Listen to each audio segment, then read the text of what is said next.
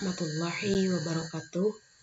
Kami dari kelompok 4 akan menjelaskan tentang pengaplikasian uji one way ANOVA menggunakan aplikasi SPSS. Sebelumnya, syarat dilakukannya uji one way ANOVA yang pertama, sampel berasal dari kelompok independen. Yang kedua, variabel faktor bersifat non-metrik atau data kategori. Yang ketiga, data masing-masing kelompok berdistribusi normal. Yang keempat, varian data antar variabel kelompok harus homogen. Yang kelima, skala pengukurannya interval atau rasio. Yang keenam, jenis data yang digunakan numerik dengan kategorik. Di sini sudah ada contoh kasusnya. Suatu penelitian dilakukan oleh pemilik toko buah A dengan tujuan untuk membandingkan penjualan buah salak, buah jeruk, dan buah apel dalam kurun waktu 12 bulan dengan tujuan untuk mengetahui yang pertama, apakah terdapat perbedaan penjualan antara buah salak, jeruk, dan apel. Yang kedua, berapakah rata-rata penjualan ketiga buah tersebut. Dan yang ketiga, buah mana saja yang penjualannya sama.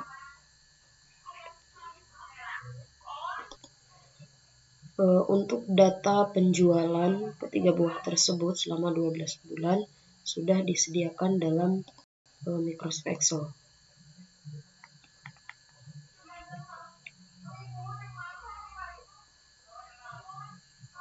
Nah, di sini kita buat data seperti ini. Ini selama 12 bulan ada buah salak, buah jeruk, dan buah apel. Nah, cuman untuk memudahkan untuk pengaplikasian di aplikasi SPSS-nya, maka dibuat data pengkategorian seperti ini. Angka 1 itu untuk buah salak, yang kedua itu untuk buah jeruk, dan angka 3 untuk buah apel. Selanjutnya kita buka aplikasi SPSS-nya. Masuk ke variable view terlebih dahulu. Untuk yang pertama, di kolom name, yaitu dengan variabel X, kemudian desimalnya dinolkan. Untuk label di sini ditulis buah, dan untuk false-nya yang pertama itu untuk buah salak.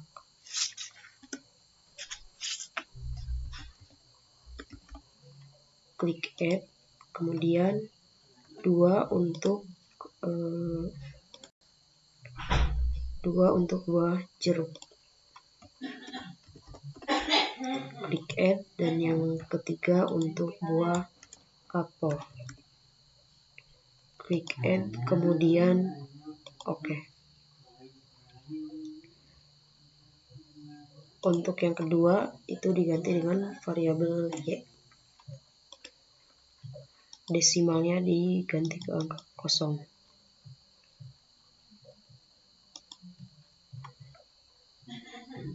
Nah, untuk di variabel Y itu diisi dengan penjualan.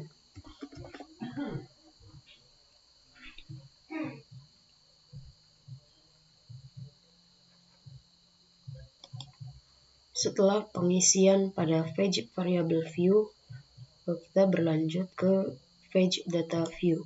Nah, di sini variabelnya sudah berubah menjadi variabel X dan variabel Y. Di sini kita masukkan data yang sudah dibuat pada Microsoft Excel. Jadi tinggal di copy saja.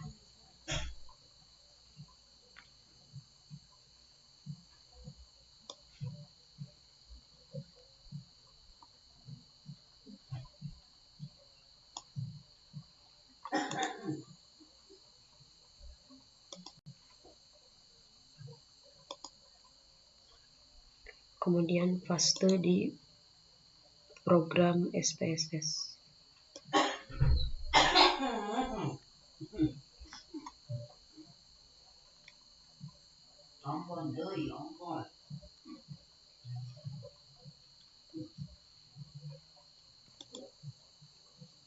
Setelah dipaste di program SPSS, langkah selanjutnya yaitu melakukan analisis data menggunakan uji normalitas. Tujuannya untuk mengetahui apakah data tersebut berdistribusi normal atau tidak. Langkah-langkahnya, pertama pilih analis, kemudian pilih deskriptif statistik, lalu pilih explore.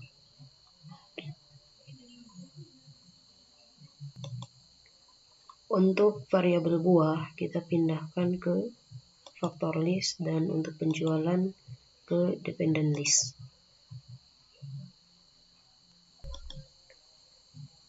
Kemudian klik plots, lalu checklist,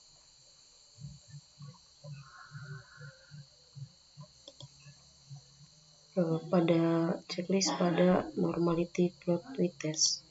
Kemudian klik continue dan OK.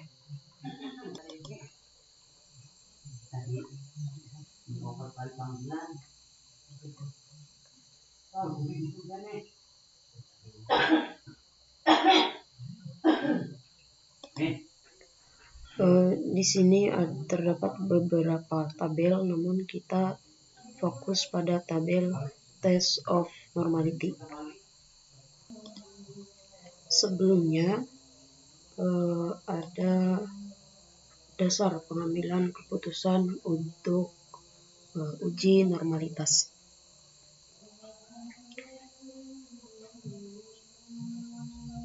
Nah, jika nilai signifikansi lebih besar dari 0,05, maka data tersebut berdistribusi normal.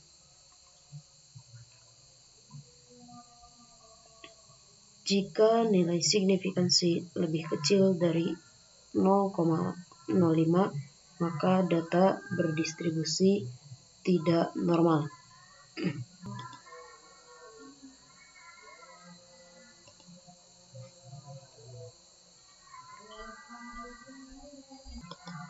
Nah, kita fokus pada subvariable untuk nilai signifikansi buah salak yaitu sebesar 0,166, sedangkan buah jeruk memiliki nilai signifikansi sebesar 0,287, dan untuk buah apel memiliki nilai signifikansi 0,753.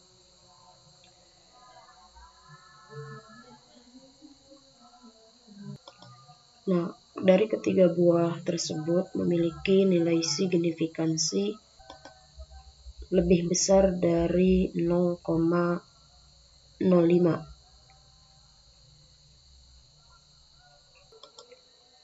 Nah, maka dapat disimpulkan data tersebut berdistribusi normal karena nilai signifikansi lebih besar dari 0,05. Nah, artinya asumsi normalitas itu sudah terpenuhi. Selanjutnya kita lakukan uji one way ANOVA.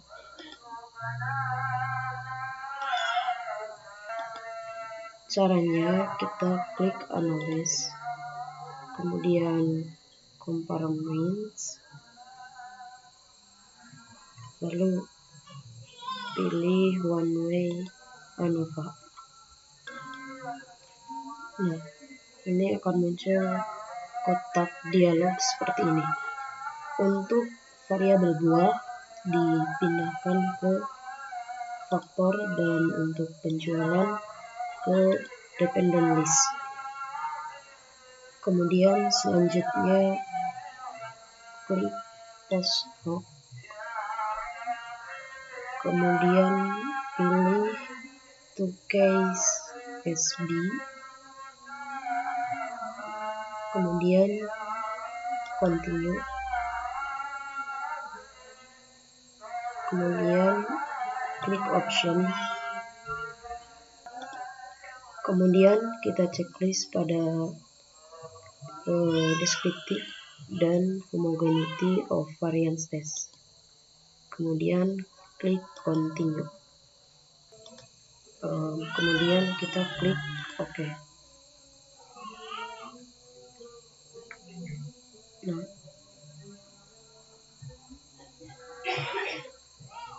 sudah di sini sudah muncul untuk output one way-nya. Nah, sebelumnya ada dasar pengambilan keputusan untuk uji homogenitas.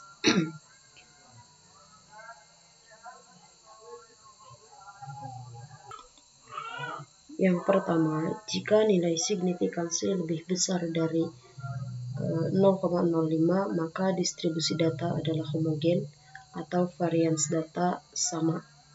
Jika nilai signifikansi lebih kecil dari 0,05, maka distribusi data tidak homogen atau varians data berbeda. Setelah mengetahui dasar pengambilan keputusan uji homogenitas, kita bisa menginterpretasikan untuk tabel test of homogeneity of variance atau untuk uji homogenitasnya. Nah, di sini kita fokus pada nilai signifikansinya, yaitu 0,875. Nah, nilai signifikansi tersebut lebih besar dari 0,05. Nah, maka dapat disimpulkan bahwa varians data adalah homogen. Kemudian selanjutnya kita lihat dulu untuk pedoman uji one way ANOVA. Jika nilai signifikansi two-tailed lebih kecil dari 0,05, maka ada perbedaan penjualan antara buah salak, jeruk, dan apel secara signifikan. Jika nilai signifikansi two-tailed lebih besar dari 0,05, maka tidak ada perbedaan penjualan antara buah salak, jeruk, dan apel secara signifikan. Setelah mengetahui dasar pengambilan keputusan ataupun pedoman untuk uji one way ANOVA, kita bisa menginterpretasikan untuk tabel ANOVA. Nah, berdasarkan tabel ini, diketahui nilai signifikansi lebih kecil daripada 0,05. Ya.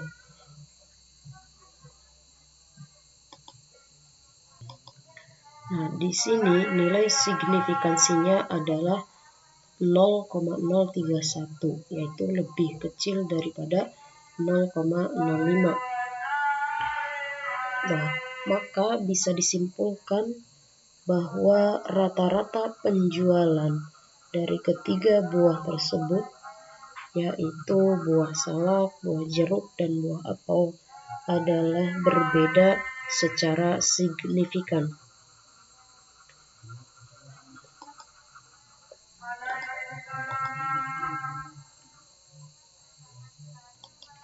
Selanjutnya kita bisa menginterpretasikan untuk kolom deskriptif. Nah, kita fokus pada kolom mean ini. Nah, untuk hasil dari outputnya, yaitu pertama, rata-rata penjualan salak yaitu 337,50, untuk buah jeruk 538,33, dan untuk rata-rata penjualan buah apel yaitu sebesar 404,17. Nah, maka bisa diambil kesimpulan bahwa rata-rata penjualan tertinggi adalah buah jeruk, yaitu sebesar 538,33 buah. Jadi di kolom deskriptif ini penjualan terbesar atau rata-ratanya itu adalah buah jeruk, yaitu 538,33 buah dalam kurun waktu 12 bulan. Kemudian yang selanjutnya pada kolom 2K, kita fokus pada kolom subsheet 1 dan subsheet 2.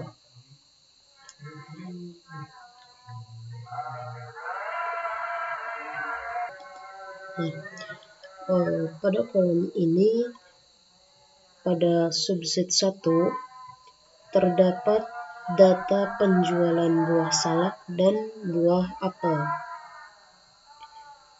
Bisa diartikan bahwa penjualan buah salak dan buah apel itu sama secara signifikan. Sedangkan pada subsheet 2 terdapat data penjualan buah apel dan buah jeruk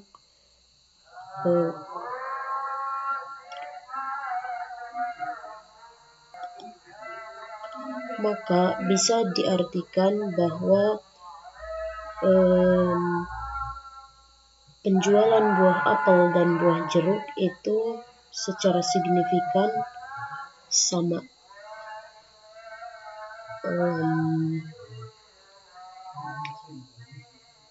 Cukup sekian dari kelompok kami. Mohon maaf apabila dalam tutorialnya ada kekurangan dan kesalahan. Itu murni datangnya dari kami pribadi. Terima kasih atas segala perhatiannya. Wassalamualaikum warahmatullahi wabarakatuh.